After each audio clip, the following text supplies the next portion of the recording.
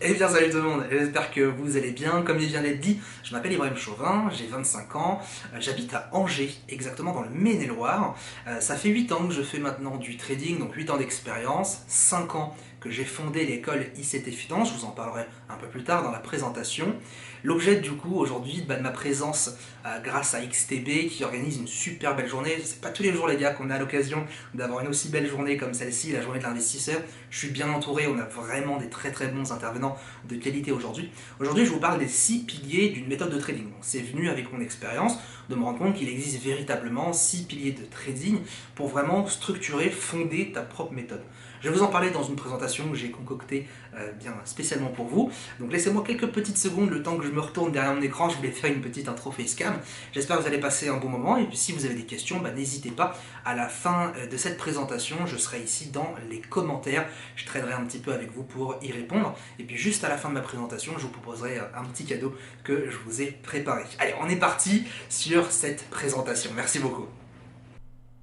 Génial, on m'entend bien, j'espère que tout est bon, le micro est bien paramétré. Vous avez devant vous donc cette magnifique présentation qui s'intitule donc les 6 piliers d'une méthode de trading.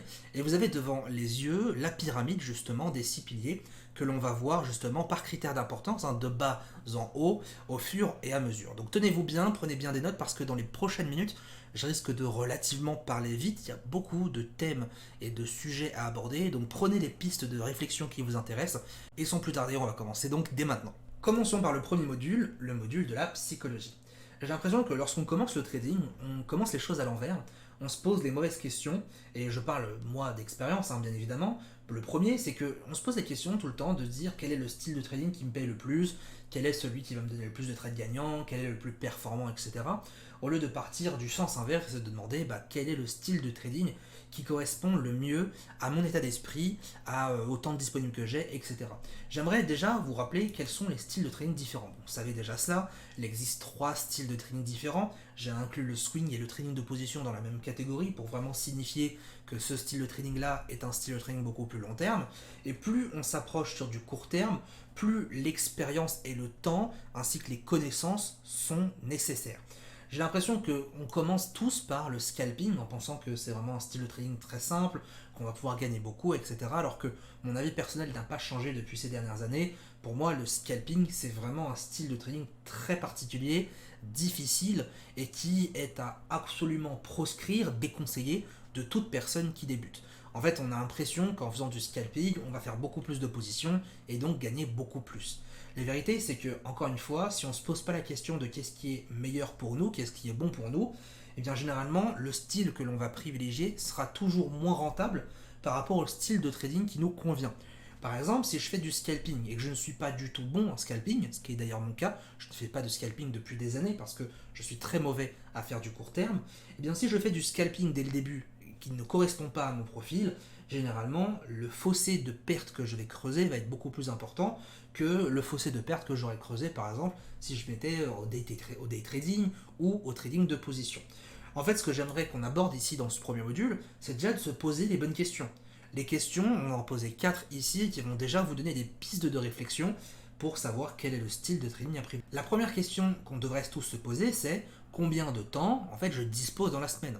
Est-ce que je dispose de quelques heures dans la semaine, 2, 3, 4 grands max que je souhaite consacrer au marché financier, et dans ce cas-là, on sait déjà que ça va être plus swing trading, position trading qui vont être demandés, ou alors est-ce que j'ai plusieurs heures, plusieurs sessions de plusieurs heures dans ma semaine. Donc typiquement, est-ce que je suis capable donc de faire de l'intraday ou du scalping. Ça c'est la première question. Parce que si vous faites du scalping et vous avez que 2 heures de consacrer dans la semaine, ça va tout de suite bloquer. La deuxième question qu'on pourrait se poser, c'est quel est mon objectif financier réaliste. Alors je ne vous demande pas de savoir combien de temps vous voulez devenir millionnaire grâce à la bourse, loin de moi l'idée en tout cas de ramener ce sujet sur la table, mais plutôt de se demander quel est mon objectif financier réaliste, qu'est-ce que j'aimerais faire de cet argent. Est-ce que c'est un complément de revenu? Est-ce que c'est pour fructifier mon capital sur du long terme, donc 10, 20, 30 ans? Est-ce que au contraire c'est plutôt de faire du trading mon métier principal? Posez-vous les bonnes questions parce qu'encore une fois, en fonction de votre objectif, eh bien le temps nécessaire, la réalisation ne sera pas le même et donc le style de trading sera potentiellement meilleur par exemple sur du swing position ou moins bon sur du scalping intraday. La troisième question que je pose, c'est quelle est mon expérience? Si j'ai une expérience qui est très faible, c'est-à-dire si je suis débutant sur les marchés financiers, je viens à peine d'ouvrir un graphique, etc., posez-vous la question, est-ce que le scalping est un bon style de trading pour vous? Moi personnellement, j'ai la réponse, pour moi c'est non.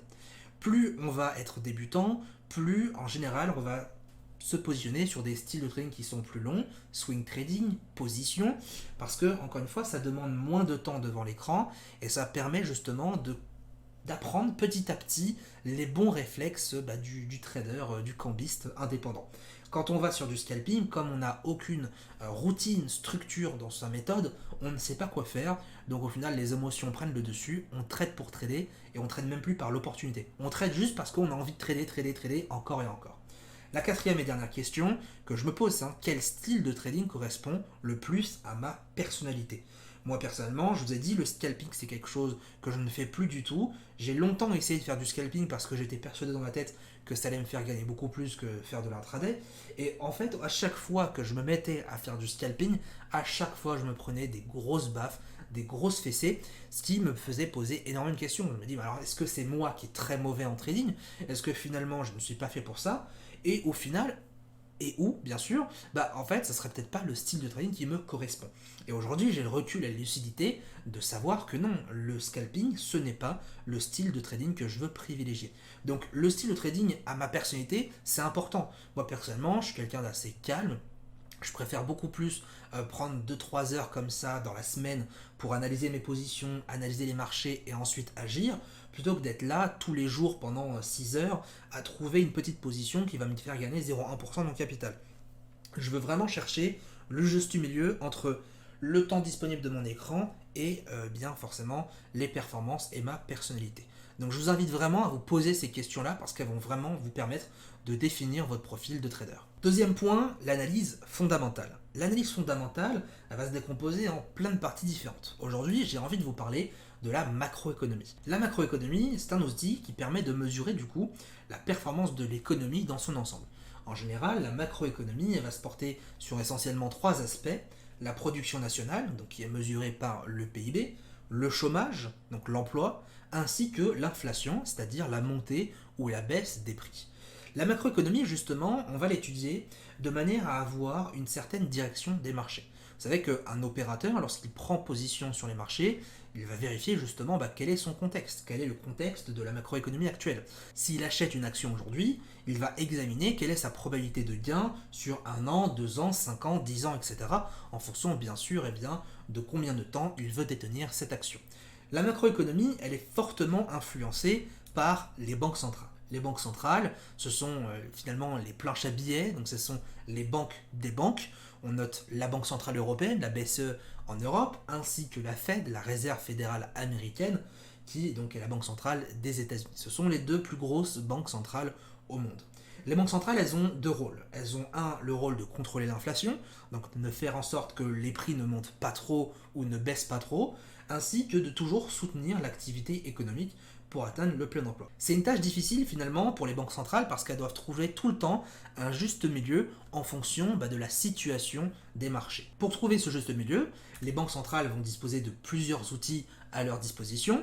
Elles vont utiliser des outils comme les taux d'intérêt, elles vont monter ou baisser les taux d'intérêt en fonction du contexte actuel. Si elles baissent les taux d'intérêt, les banques commerciales prêtent davantage aux acteurs économiques, donc on va relancer plus d'argent sur les marchés. A contrario, lorsque les banques centrales vont augmenter leurs taux, finalement les crédits vont être beaucoup plus chers, les opérateurs et les entreprises vont avoir moins accès à ces crédits le temps que l'argent circule. Les banques centrales vont également avoir différents outils supplémentaires. On va avoir notamment des outils de rachat quantitatif sur les marchés financiers. On appelle ça également le QE, qui sont donc des programmes qui vont renforcer justement la confiance qu'ont les opérateurs sur les marchés financiers. Ils vont acheter par exemple des actifs financiers, des dettes d'État justement pour toujours soutenir et apporter de la liquidité. Pour pouvoir mesurer l'activité de la macroéconomie. Tout à l'heure on parlait d'inflation, de taux de chômage, etc. Pour cela on utilise ce que l'on appelle un calendrier économique. Je pense qu'une bonne partie d'entre vous ont déjà accès à ce calendrier économique. Ce calendrier économique justement permet de lister tous les événements de la semaine, du mois qui vont arriver avec leurs chiffres, les chiffres précédents ainsi que les attentes des investisseurs. Ces chiffres, justement, vous allez le constater, Typiquement, par exemple, quand c'est une publication d'un PIB américain, vous allez pouvoir constater qu'au moment de l'annonce, au moment de la sortie du chiffre officiel, eh bien le marché aura tendance à décaler fortement. Certaines fois des mouvements qui sont violents et dont certains opérateurs vont essayer de trader l'annonce. C'est quelque chose que je déconseille de manière générale. Trader une annonce est imprévisible, ce n'est pas parce qu'on a un chiffre qui est positif que le marché forcément monte. Et la question qui en découle naturellement, justement, de cette présence américaine, c'est de se demander mais pourquoi l'activité de l'économie américaine est-elle plus observée que n'importe quelle autre activité d'économie monde. La réponse est tout aussi simple, Wall Street est de loin le plus gros marché boursier au monde. Le schéma ici date de 2018 et en 2018, le marché américain pesait déjà 44% par rapport au marché monde. Je vous laisse imaginer entre 2018 et au moment où vous regardez cette vidéo, et bien maintenant l'importance qu'a l'activité américaine, je pense qu'on est beaucoup plus autour des 50% que des 44%. Et si l'activité américaine est aussi importante que cela, eh bien partez du principe que c'est également grâce au Nasdaq, les actions américaines technologiques. On a eu ces dernières années un essor complet des actions valeurs technologiques américaines et on pourra même le regarder et l'observer justement de par cette carte thermique. On appelle ça aussi heat map, en anglais du coup carte thermique, qui nous indique ici eh bien, la valeur des actions en fonction des secteurs. Chaque rectangle que vous allez voir ici, en bleu, est un secteur, et en fonction si c'est en rouge ou en vert, c'est une action. Plus le rectangle est grand, plus l'action est importante. Ce qu'on remarque, c'est que les secteurs technologiques sur cette carte thermique du S&P 500, donc des 500 plus grosses entreprises américaines, représentent un peu plus d'un tiers justement eh bien, des secteurs du marché. Ça veut dire que parmi ce filtre de regarder l'économie américaine qui représente plus de la moitié de la valorisation boursière mondiale, le secteur technologique, lui, est au centre de l'attention. Donc en plus de regarder qu'est-ce qui se passe aux États-Unis, on va essentiellement regarder qu'est-ce qui se passe sur les valeurs technologiques. Au final, vous allez me dire oui, le secteur américain c'est bien, mais il existe aussi d'autres secteurs, la France, l'Allemagne, l'Angleterre, etc., qui sont eux aussi des valeurs à surveiller. J'ai envie de vous dire oui, et en même temps j'ai envie de vous dire non. Je vais vous surprendre, et on va terminer ici ce module sur l'analyse fondamentale, par ce graphique. Ce graphique ici montre les revenus issus des indices issus de leur pays d'origine. Un exemple qui va surprendre plus d'un, c'est l'exemple tout en bas, le CAC 40. Le CAC 40, en fait, la réalité de cet indice-là, c'est que seulement 20% des revenus des entreprises du CAC 40 sont faits en France. Ça veut dire qu'en gros, 80% des revenus des entreprises françaises du CAC 40 ne sont pas faits en France. C'est également le cas pour l'Allemagne, sur le DAX, aux alentours de 20%, et c'est également le cas pour le FTSE, le FTSE, l'indice anglais, qui lui est entre 20 et 30%. Finalement, seul le Hang Seng, donc l'indice chinois, qui est quasiment à 80%, ainsi que le S&P 500, qui tourne autour des 60%, sont beaucoup plus représentatifs de leur économie nationale. Je suis sûr que vous ne le saviez pas ça, et moi personnellement, quand je l'ai appris il y a quelques temps, ça m'a également surpris. Passons au troisième module, le module de l'analyse technique. Pour cela, je vais aller directement sur les graphiques. On se retrouve ici sur la plateforme XTB, XStation, et je vais vous parler ici des zones de prix. Alors c'est vrai que quand on parle d'analyse technique, on peut parler de beaucoup de choses. On peut parler des configurations de chandeliers japonais, on peut parler des figures techniques type les doubles tops, les doubles bottoms, les triangles, les canaux, les ceci, les cela, il y a énormément de choses. On peut également parler de droite, de support, etc. Moi, j'ai envie de vous parler des zones de prix. Pour commencer, parlons déjà de la différence entre une zone de prix et une ligne de prix. Le premier élément, traçons une ligne de prix. Ici, je place une ligne. Cette ligne ici, donc est un support puisqu'elle est en dessous du marché, est une ligne qui est soi-disant censée me dire qu'on a un potentiel retournement. Si ici je place cette fois-ci une zone de prix, la zone qui va se situer par exemple juste là. La différence entre une ligne et une zone, c'est tout simplement eh bien, votre probabilité d'échec. En fait, généralement, lorsqu'on passe une ligne ici sur son graphique, on estime que le marché va se retourner au minimum sur la ligne du prix. Alors que finalement, une analyse technique, c'est quelque chose de personnel, et c'est quelque chose de très subjectif. Ça veut dire que l'analyse que je fais moi n'est sûrement pas la même que l'analyse que fait un tel, qui n'est sûrement pas la même que l'analyse que fait un tel. La différence entre la zone et la ligne, c'est que la zone permet de contrôler beaucoup mieux le niveau de prix que l'on souhaite trader.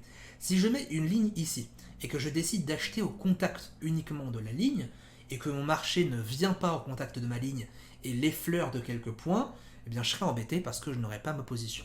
À la différence près, c'est que la zone elle-même permet d'éviter de définir un point central, mais plutôt un ensemble de points dans la zone qui est définie. De cette manière-là, vous allez pouvoir prendre des positions dans la zone plutôt que seulement dans la ligne. Alors, les zones de prix, ça sert à quoi? La zone de prix, c'est vraiment le point de réflexion psychologique d'un investisseur. Lorsque un investisseur veut acheter ou revendre ses positions, il va le faire inconsciemment sur un niveau psychologique. En fait, lorsqu'un ensemble d'opérateurs, par exemple, revendent des positions ou décident d'acheter une position sur un endroit commun, typiquement ici nous sommes sur le S&P 500, imaginons ici qu'on a un ensemble d'opérateurs qui veuillent acheter aux alentours des 4187, et bien forcément le marché va se mettre à décaler et va monter. Cette opération va créer donc un retournement de marché sur un niveau de prix psychologique. Les zones de prix, elles servent dans un premier temps à détecter une opportunité. J'ai pour habitude de dire à mes étudiants, un trade égale une zone, pour les habituer psychologiquement à prendre une habitude, cette habitude de trader sur les zones de prix.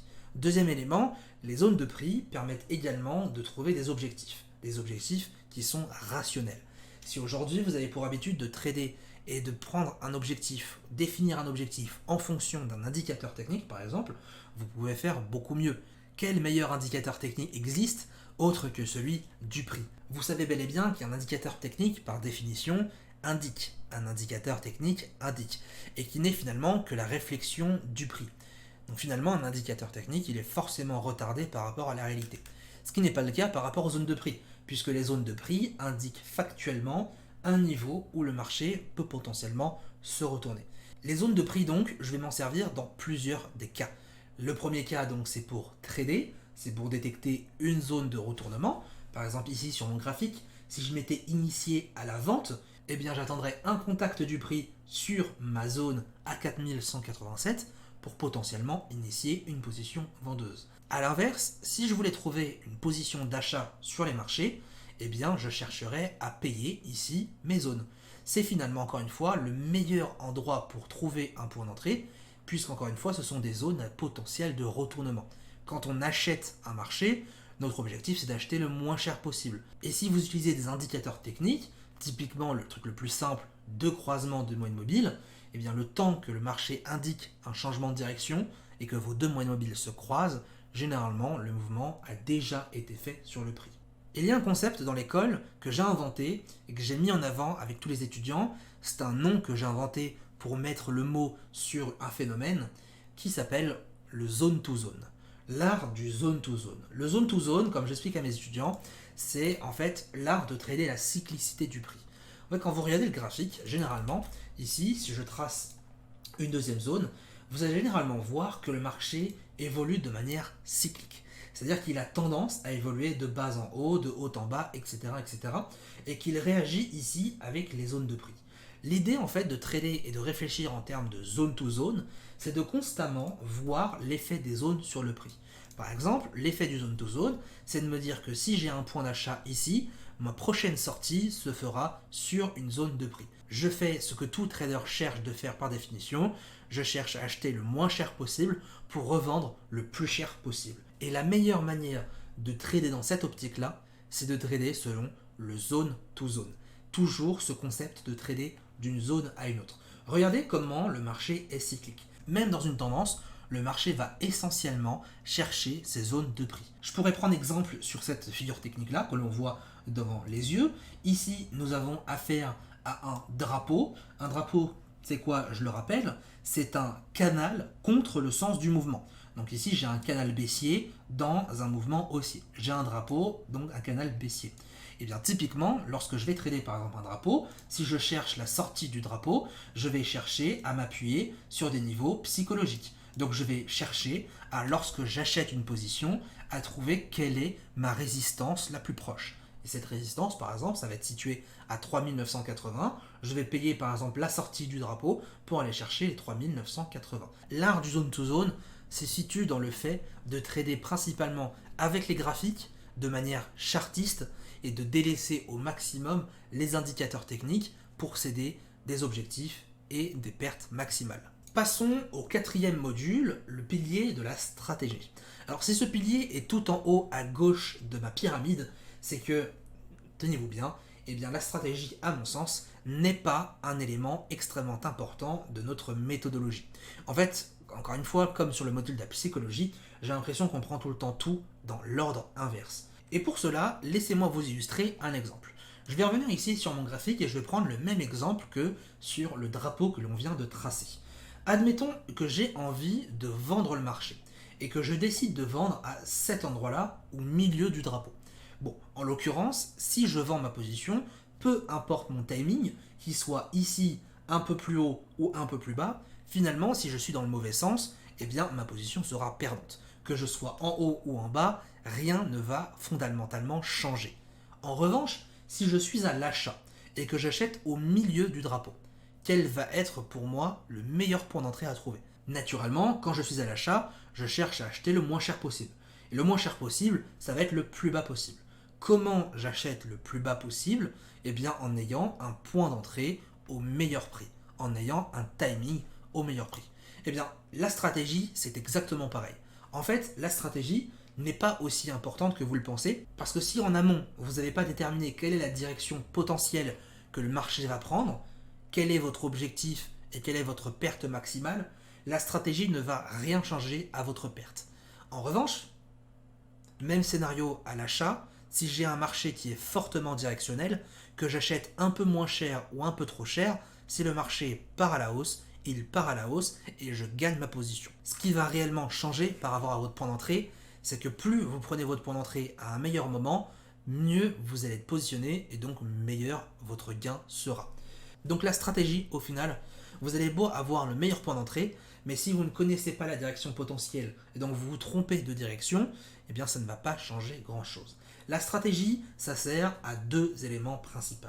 Premier élément, la stratégie permet de savoir à quel moment je vais déclencher mon trade. Et le deuxième point, c'est que la stratégie me permet bien, de créer une liste, une structure définie de conditions pour pouvoir rentrer sur les marchés. Voilà la raison pour laquelle la stratégie est pour moi l'élément le moins important parmi les éléments que l'on vient de citer précédemment. Pour construire une stratégie de trading, il va falloir donc du coup dresser un certain nombre de critères. Je prends ici un exemple tout simple, je vais prendre par exemple une moyenne mobile 100, je vais prendre un RSI, etc. Et donc je vais dresser ici une checklist. Cette checklist, elle va me permettre de définir un certain nombre de critères. Par exemple ici, je vais utiliser de la moyenne mobile 100, du RSI 70, etc. Et dans cette checklist-là, je vais lister les conditions. Et avant de pouvoir prendre un trade, je vais vérifier que toutes les conditions soient remplies. Par exemple, je vais attendre que mon marché soit au-dessus de la moyenne mobile 100, je vais attendre que mon RSI soit au-dessus de 70, etc., etc. C'est donc votre devoir de trader indépendant de lister toutes les conditions de votre stratégie avant de prendre un trade.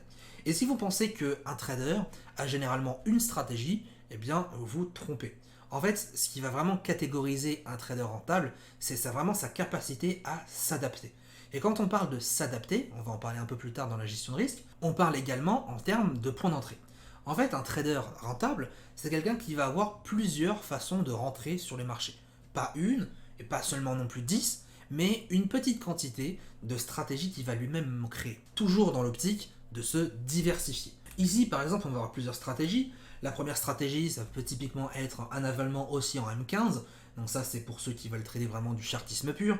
Je peux également m'aider d'indicateurs techniques pour pouvoir prendre des positions. C'est pas méchant non plus. Une stratégie, par exemple, avec une divergence RSI qui est très connue. Ou alors, je peux également m'entourer de l'indicateur Ishimoku, un célèbre indicateur japonais. Bon, vous l'aurez compris, utiliser différentes stratégies va vous permettre en fait d'utiliser différentes manières de rentrer sur les marchés. Ce n'est pas parce que vous avez une opportunité à un moment T que forcément votre stratégie principale va vous donner le moyen d'entrer. Parfois, le marché est trop rapide ou peut-être pas assez et donc votre stratégie va complètement être déréglée de par la lenteur ou l'accélération du marché.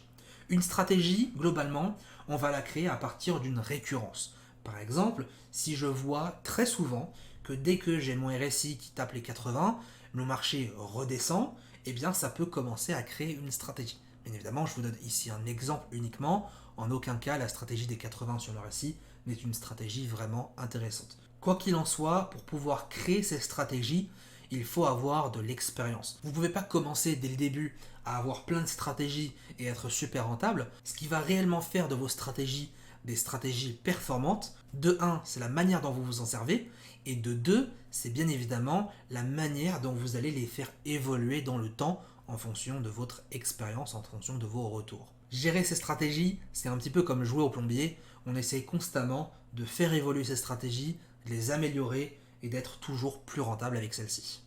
Passons au 5e pilier, le pilier de la gestion de risque.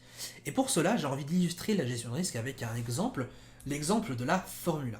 Si vous avez pour habitude de temps en temps de regarder le dimanche après-midi des grands prix de Formule 1, vous allez souvent voir qu'au début de la course, les écuries vont changer, adapter les pneus en fonction de la course. Si la course se déroule par exemple à Monaco avec du goudron ou sur un autre circuit qui là justement a des routes un peu moins lisses, moins de goudron, etc., les pneus vont changer. De la même manière que les pneus vont s'adapter en fonction du terrain, nous devons, en tant que trader indépendant, adapter constamment notre gestion de risque en fonction également du terrain. Et le terrain sur les marchés financiers, c'est les graphiques, c'est le contexte. Comprenez bien qu'en fonction du contexte, en fonction de l'état du marché, on se doit de toujours s'adapter. Par exemple, on ne va jamais trader de la même manière si un marché est fortement euphorique que si un marché est complètement à plat et n'a pas de direction. Notre gestion de risque doit constamment s'adapter. Et pour le coup, j'ai mis ici une petite présentation. Généralement, le marché se divise en 3 parties, 3 phases de marché. La tendance, la correction et le range. Et naturellement, si je me mets à trader par exemple une phase de range, qui est un marché sans direction, je ne vais pas le trader avec la même confiance qu'un marché en tendance. Lorsque je suis dans un marché en range, je vais avoir tendance à être beaucoup plus prudent.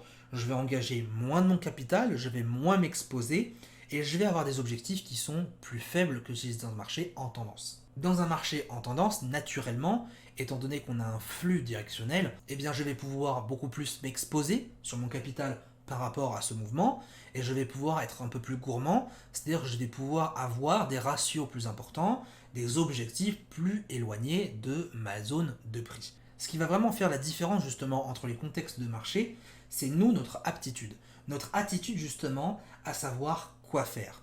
Si vous tradez de la même manière constamment et que vous n'avez aucun relief sur votre gestion de risque, c'est-à-dire aucun changement en fonction de l'évolution du marché, ce qui va se passer, c'est que généralement, vous allez beaucoup gagner dans une phase de tendance, mais comme vous n'adaptez pas votre gestion de risque sur un marché qui n'a pas de tendance, un marché en range, vous allez tout perdre, tous les gains que vous avez accumulés sur la phase de tendance, vous allez les repérer dans la phase de range. Et c'est comme ça, entre autres, qu'on n'arrive pas à avoir une courbe de gain qui est lisse, qui est belle, qui évolue à 45 degrés, mais une courbe de gain qui évolue en dents de scie. Pour le coup, ce qui est important pour moi, c'est de ne pas avoir une seule et même gestion de risque unique, à savoir je mets 1% de mon capital sur les positions, etc. Mais au contraire, c'est de diversifier ces risques et d'avoir différents profils de gestion de risque. En fonction des phases de marché que l'on va trader, on va adapter cette gestion du risque et on va faire en sorte que notre trading évolue en fonction de celle-ci. De cette manière-là, vous allez être beaucoup moins surpris lorsque vous êtes dans un marché en correction ou en range que lorsque vous êtes dans un marché en tendance. Je me répète, mais un marché en tendance, un marché directionnel, est forcément une phase de marché qui va avoir une espérance de gain mathématique plus importante. En fait, notre probabilité de gain, si on se place à l'achat dans un marché haussier, est naturellement plus élevée que si on se positionnait dans un marché à l'achat, dans un marché en range. Puisqu'encore une fois, la direction potentielle n'est pas la même. Passons au dernier pilier, le pilier de la fiscalité. Et là, je sais que certains vont sourire et vont se dire « Alléluia, quelqu'un parle de fiscalité ». Je vous en parlais parce qu'en fait, c'est un sujet qui est relativement simple, alors que malgré tout, on a l'impression que c'est vraiment le sujet le plus compliqué. Et j'aime bien vous dire, on est en France les gars. On est en France. En France, généralement, on adore faire compliqué. Et pourquoi faire simple lorsqu'on peut se prendre la tête ?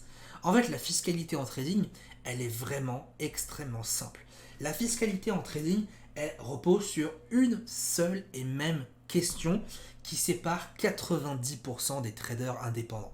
Est-ce que le trading est ma source de revenus principale ? Oui ou non ?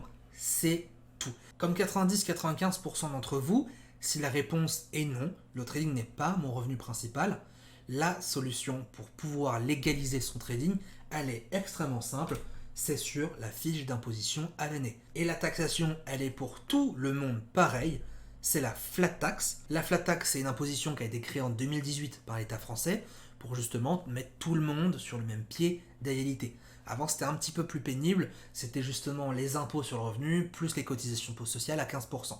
Là, pour le coup, tout a été unifié, flat tax à 30%. La réponse, elle est là, hein. Il n'y a pas plus simple que ça. C'est sur la fiche d'imposition à la fin de l'année. Et je vais revenir juste après dans cette diapositive suivante sur comment on peut justement déclarer ça sur la fiche d'imposition. En revanche, par contre, si le trading est votre revenu principal, alors là, il n'y a pas 36 000 choix, prenez rendez-vous avec un expert comptable de votre région. Le premier rendez-vous est gratuit, profitez-en.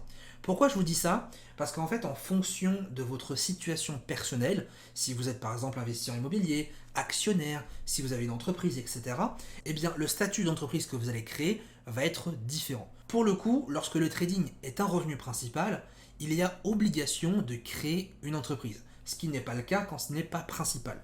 Quand c'est principal, lorsque vous êtes seul, généralement, on va créer une EIRL, une structure individuelle, qui va justement être beaucoup plus taxée qu'une fiche d'impôt à la fin de l'année. En fait, généralement, c'est lorsque le trading devient une source de revenus principale que là, ça commence à se complexifier. Malheureusement, la France n'est pas le pays le plus agréable pour pouvoir vivre de son trading. Il existe différentes solutions, bien sûr, mais un rendez-vous chez l'expert comptable sera la meilleure solution que vous pouvez trouver. Voilà pourquoi, en France, il est beaucoup plus intéressant de vivre du trading comme un revenu complémentaire qu'un revenu principal, parce que vous allez pouvoir justement jouir d'une imposition qui est beaucoup plus souple.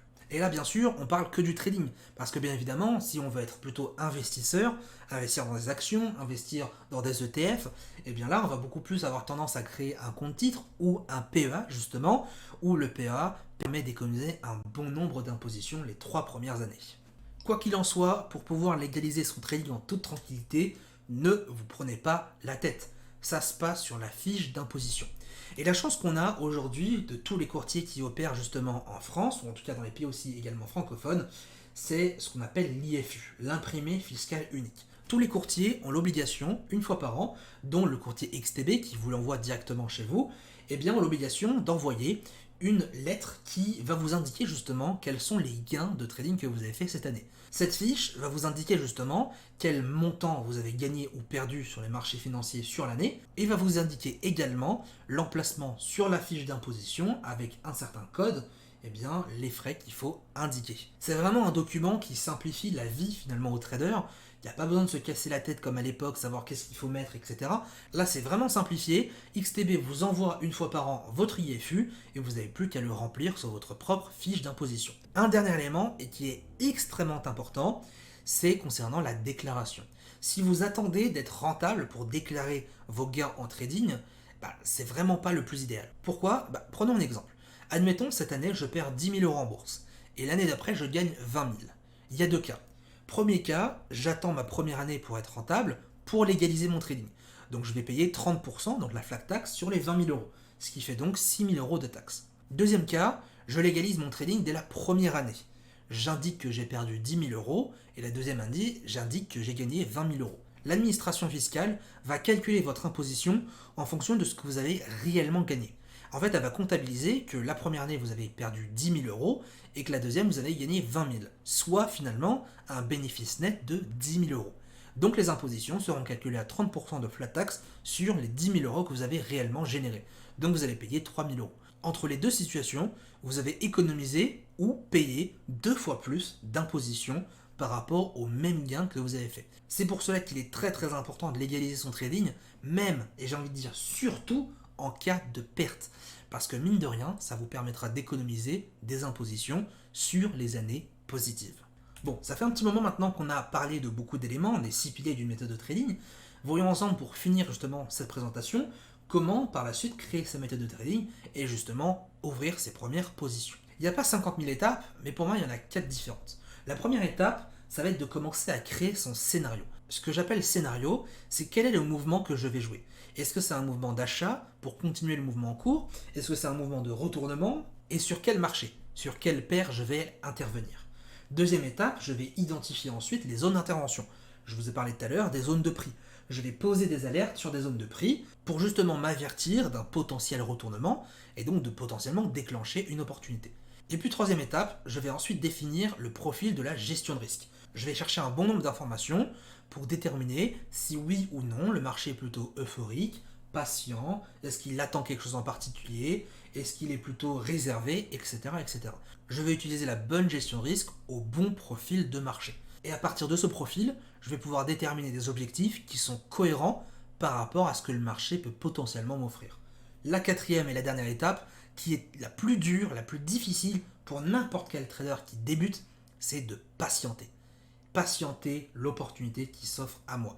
Une fois que j'ai déterminé un scénario, une fois que je sais à quel moment je peux potentiellement rentrer, il s'agit maintenant de patienter et d'attendre que mon opportunité se mette en place. Ce que l'on attend finalement, c'est le marché qui vient sur sa zone de prix, puis la stratégie qui déclenche une position de manière à rentrer sur les marchés. Et croyez-moi, je vous le dis avec beaucoup de recul, c'est que patienter, quand on n'a pas l'habitude sur les marchés financiers, c'est quelque chose de très difficile. Quand on débute, on a vraiment envie de trader pour trader, même pas vraiment pour trader pour avoir une opportunité, on est plus dans l'enthousiasme, dans l'euphorie de vouloir trader tout le temps, quand on oublie finalement qu'est-ce qu'on trade réellement. Et pour finir, je vais vous parler d'une anecdote justement concernant justement la patience, c'est celle avec mes étudiants.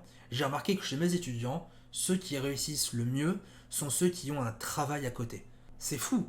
Pourquoi ? Parce que tout simplement, ce sont des personnes qui ont moins le temps d'être devant leur écran, d'être devant leur téléphone pour prendre des positions, mais surtout, ils ont moins de temps pour interférer sur leur position.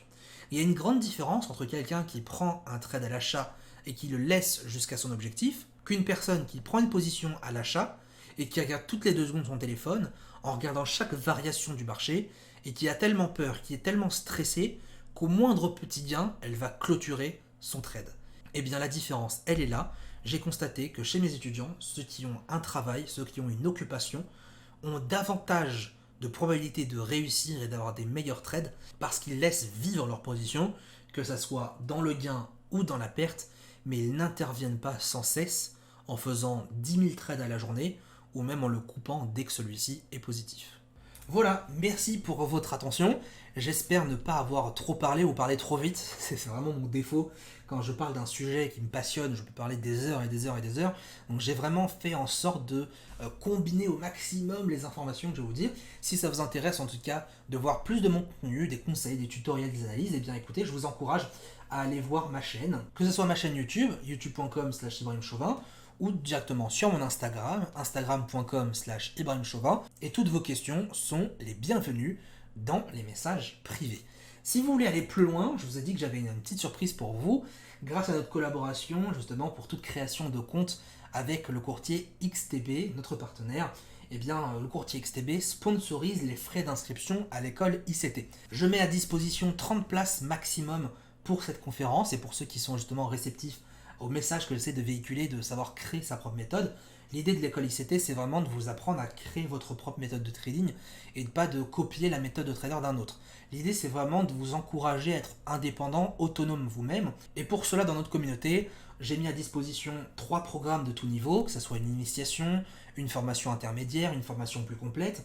On a un Discord, un chat étudiant sur lequel on communique énormément. On a des lives thématiques toutes les semaines. Je ne suis pas seul dans l'école puisque je suis également accompagné de 3 coachs qui m'épaulent tous les jours. Donc c'est vraiment l'occasion pour vous de rejoindre l'école ICT Finance si vous voulez rejoindre une communauté de traders passionnés. Grâce à XTB, vous avez justement cette occasion de nous rejoindre sans avoir à régler les frais d'inscription. Voilà, merci de m'avoir écouté. C'est un grand plaisir de vous avoir présenté justement ces 6 piliers d'une méthode de trading. Si ça vous intéresse d'aller plus loin, vous allez cliquer sur le lien qui va s'afficher à côté de la présentation. Merci du fond du cœur à XTB de me donner justement cette chance, cet honneur de pouvoir parler avec vous de ce sujet aujourd'hui. C'est pas tous les jours qu'on a la chance d'avoir une si belle journée aujourd'hui avec tous les intervenants de qualité que l'on a. Donc un grand merci à eux et merci d'être à l'initiative d'une journée qui rassemble autant de passionnés. Je vous laisse creuser les pistes de réflexion que l'on a abordées justement dans cette conférence. Et puis il ne me reste plus qu'à vous souhaiter un bon courage, passer de bons trades et puis une très bonne suite pour cette magnifique journée.